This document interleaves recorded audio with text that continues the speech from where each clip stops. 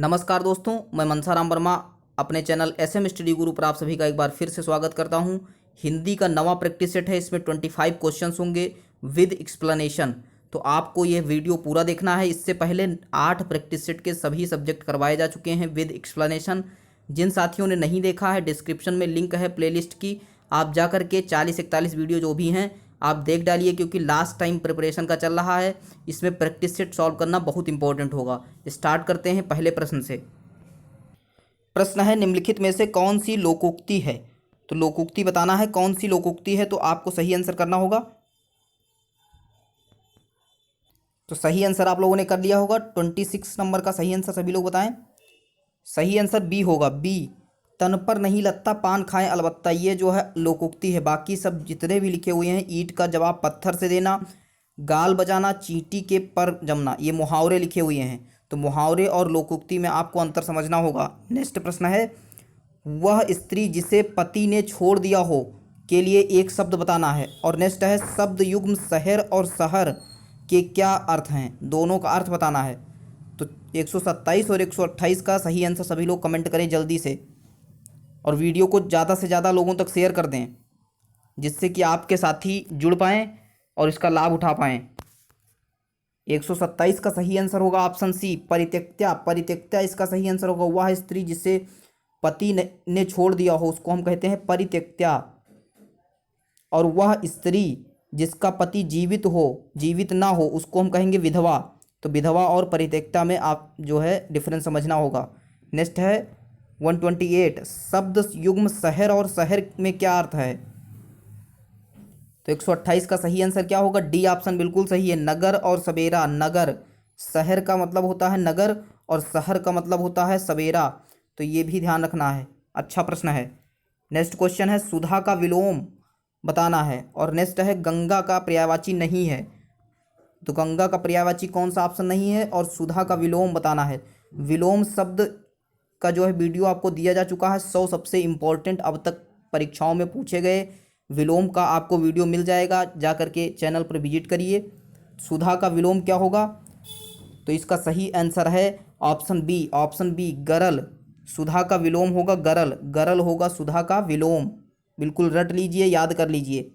कालिंदी यमुना का पर्यायवाची है। कालिंदी जो लिखा हुआ है सी ऑप्शन में, यह यमुना का पर्यायवाची है, और जितने बाकी लिखे हुए हैं ये गंगा के पर्यायवाची हैं। जाह्नवी और भागीरथी और मंदाकिनी, तो ये भी ध्यान रखना है। नेक्स्ट प्रश्न है, सभी प्रश्न आपकी परीक्षा के लिए बहुत ही इंपॉर्टेंट हैं। जिस वाक्य रचना में एक से अधिक सरल वाक्य हों, उनमें से प्रधान हो, शेष उसके आश्रित हों, तो उसे कहते हैं, क्या कहते हैं? और नेक्स्ट है, झांसी, हमीरपुर, महोबा जनपदों में किस बोली का प्रभुत्व है? तो हिंदी के बाद आपको साइंस का वीडियो मिल जाएगा, और जीएस का वीडियो आप लोग देख ही चुके होंगे। तो हम लोग कोशिश कर रहे हैं कि एग्ज़ाम से 2 से 3 दिन पहले ही हम जो है पूरे जितने 10 प्रैक्टिस सेट हैं सभी सब्जेक्ट करवा दिए जाएं। 131 का सही आंसर क्या होगा? सभी लोग सही आंसर कर लिए होंगे। बी ऑप्शन बिल्कुल सही है, मिश्र वाक्य कहते हैं। मिश्र वाक्य इसका सही आंसर होगा। जिस वाक्य रचना में एक से अधिक सरल वाक्य हों और उनमें एक प्रधान हो और शेष उसके आश्रित हों, उसको हम कहते हैं मिश्र वाक्य। झांसी, हमीरपुर, महोबा जनपदों में बुंदेली बोली बोली जाती है। कौन सी? बुंदेली। ऑप्शन ए बिल्कुल सही होगा। जिन्होंने ऑप्शन ए किया है बिल्कुल सही जा रहे हैं। नेक्स्ट है, रचना के आधार पर शब्द कौन सा प्रकार नहीं है? और नेक्स्ट है, सभी व्यंजनों में कौन सी ध्वनि समाहित होती है? तो दोनों प्रश्नों का आंसर सभी लोग कमेंट करके बताएं जल्दी से।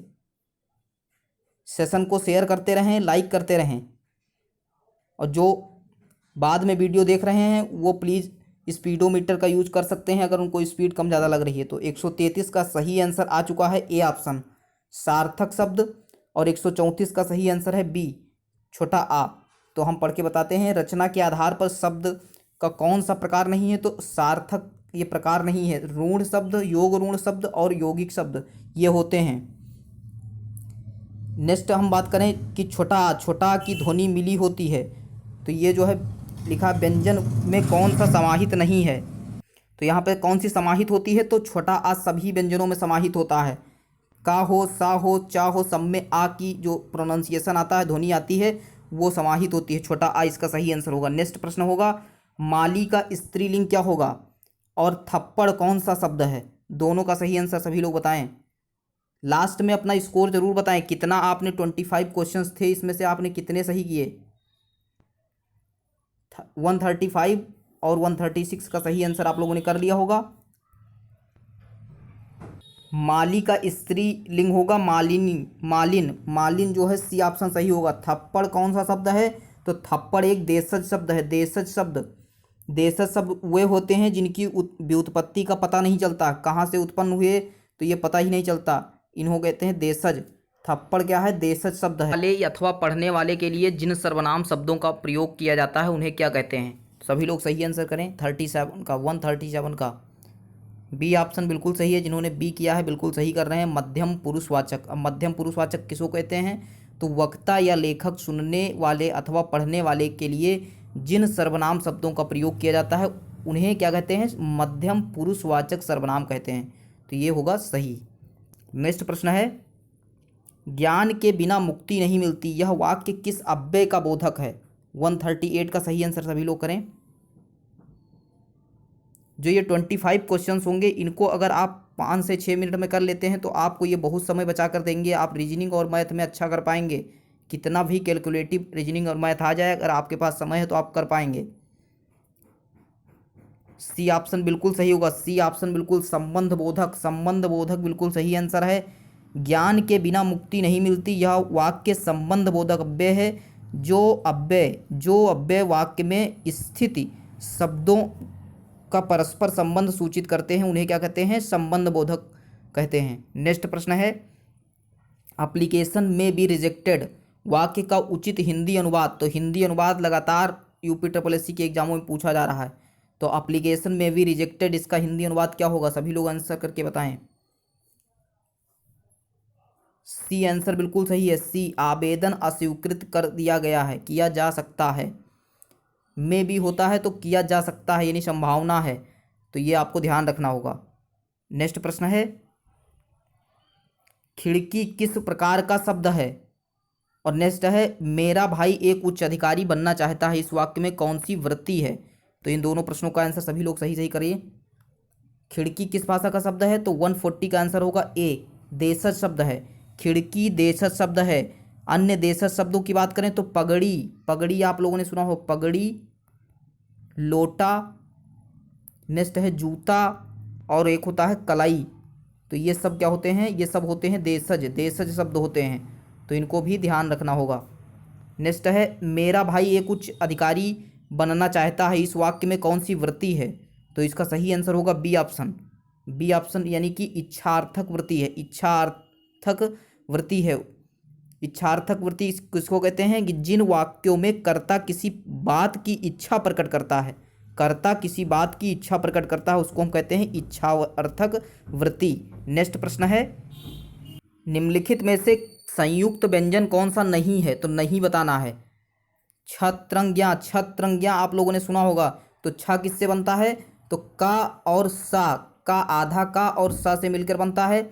अगर नेक्स्ट की बात करें, त्रा, त्रा बनता है आधा ता और प्लस रा। अगर नेक्स्ट की बात करें, यहाँ पे जो ज्ञा लिखा हुआ है, ज्ञा, ये जो है ये किससे मिलकर बना हुआ है? तो ये जा और या, जा और इया से मिलकर बना हुआ है। तो इस प्रकार जो ऑप्शन होगा ए, यानी कि सा जो है ये सही होगा। ये जो है स्वतंत्र व्यंजन है, स्वतंत्र व्यंजन, और बाकी सब लिखे हुए हैं ये संयुक्त व्यंजन के उदाहरण हैं। छत्रंज्ञा। नेक्स्ट प्रश्न होगा, प्रयोग के अनुसार क्रिया विशेषण कितने प्रकार के होते हैं? 143 का सही आंसर सभी लोग करें। सी ऑप्शन बिल्कुल सही होगा। सी बिल्कुल सही है। जिन्होंने सी किया बिल्कुल सही। तीन क्रिया विशेषण कितने प्रकार के होते हैं प्रयोग के अनुसार? तो ये होते हैं 3, साधारण क्रिया विशेषण, संयोजक क्रिया विशेषण और अनुबंध क्रिया विशेषण। इस प्रकार 3 हो गए। नेक्स्ट प्रश्न की ओर बढ़ते हैं, मैं खाना खाता हूँ, मैं खाना खाता हूँ, इसमें जो है कौन सा वाच्य है? वाच्य पूछा गया है। तो सभी चैप्टर से प्रश्न जो है समाहित किए गए हैं। आप जो है पूरी सीरीज़ देखने के बाद कोई भी ऐसा टॉपिक या चैप्टर नहीं बचेगा जहाँ से आप रिवीजन न कर पाएँ। तो 144 का सही आंसर क्या होगा? ए ऑप्शन, कृतवाच्य। मैं खाना खाता हूँ में कौन सा वाच्य है? कृतवाच्य है। इस वाक्य में कृतवाच्य है और क्रिया के उस रूपांतर को कृतवाच्य कहते हैं जिससे वाक्य में कर्ता की प्रधानता का बोध हो। तो वाक्य में कर्ता की प्रधानता का बोध हो रहा है, मैं खाना खाता हूं, तो यहाँ पे होगा कृतवाच्य। नेक्स्ट प्रश्न है, जब कोई उद्धरण पूर्ण रूप से प्रस्तुत नहीं किया जाता है, मध्य की कुछ पंक्तियां छोड़ दी जाती हैं, तब वहां किस चिन्ह का प्रयोग किया जाता है? तो 145 का सही आंसर सभी लोग करेंगे। ऐसे प्रश्न यूपी SSS लगातार पूछ रहा है, तो इसके आने की बिल्कुल संभावना है। ए ऑप्शन बिल्कुल सही है, लोप सूचक। लोप सूचक, जब कोई उद्धरण पूर्ण रूप से प्रस्तुत नहीं किया जाता है, मध्य की कुछ पंक्तियां छोड़ दी जाती हैं, तब वहां पे लोप सूचक चिन्ह का प्रयोग किया जाता है। नेक्स्ट क्वेश्चन है 146 नंबर और 147 नंबर का सही आंसर करें। निम्न का उत्तरावस्था क्या है? 146 नंबर क्वेश्चन है। 147 है, कौन सा शब्द सदैव एक वचन में प्रयुक्त होता है? तो दोनों प्रश्नों के सही आंसर सभी लोग करें। बी ऑप्शन बिल्कुल सही होगा, निम्नतर। निम्नतर, निम्नतर सही होगा। निम्न का उत्तरावस्था होता है निम्नतर। कौन सा सदैव एक वचन में प्रयुक्त होता है? तो 147 का सी ऑप्शन, तेल जो शब्द है, तेल शब्द, ये हमेशा एक वचन में प्रयुक्त होता है। और अगर हम बात करें तेल, दूध, पानी, सोना, चांदी, घी इत्यादि एक वचन में प्रयुक्त होते हैं सदैव।